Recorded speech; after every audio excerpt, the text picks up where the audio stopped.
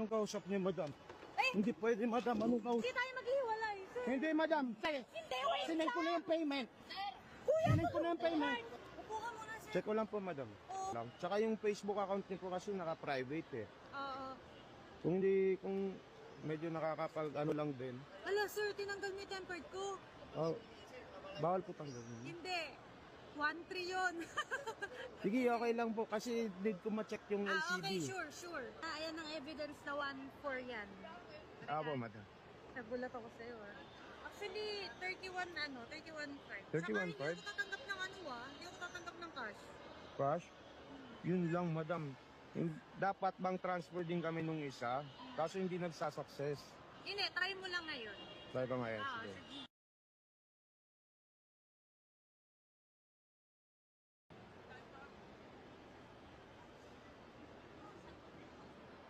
Okay na po ito. Okay. Reset ko lang po ulit. Oo, I told you, wala siyang issue. Masakit sa akin na ibenta, kailangan lang. Kailangan nila talaga, madam. Baka yung sagot to, 30, madam. 30? To, 30 lang din kuha namin na ito eh. Kasi usapan sa page, 31.5 eh. Okay na po ito, madam. Okay na. Okay. Kunin ko na lang po yung Gcash na, madam. Number niyo po. Wait lang. 09 Sir, 916 16 647 647 8165. 8165. Oops. Saan ko na po, ma'am? Pag-check ako. Tama, Ayan. tama po yung pangalan.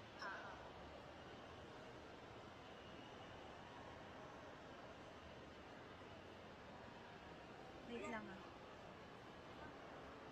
Okay na. Ito lang.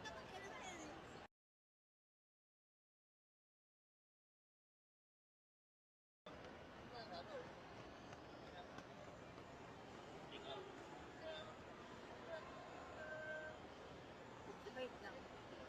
Wait lang. Tignan ko Sige lang po, yung- sige po. Wait lang, sir. Nabahan ako bigla. Bakit po? Wait lang. Ayaw sumagot. Tanggalin ko lang po yung SIM ko, madam. Ako na matatanggal ako na. Wait lang. Bakit po, madam? Wait lang, saglit lang, kuya. Bakit po ganun? Wait lang.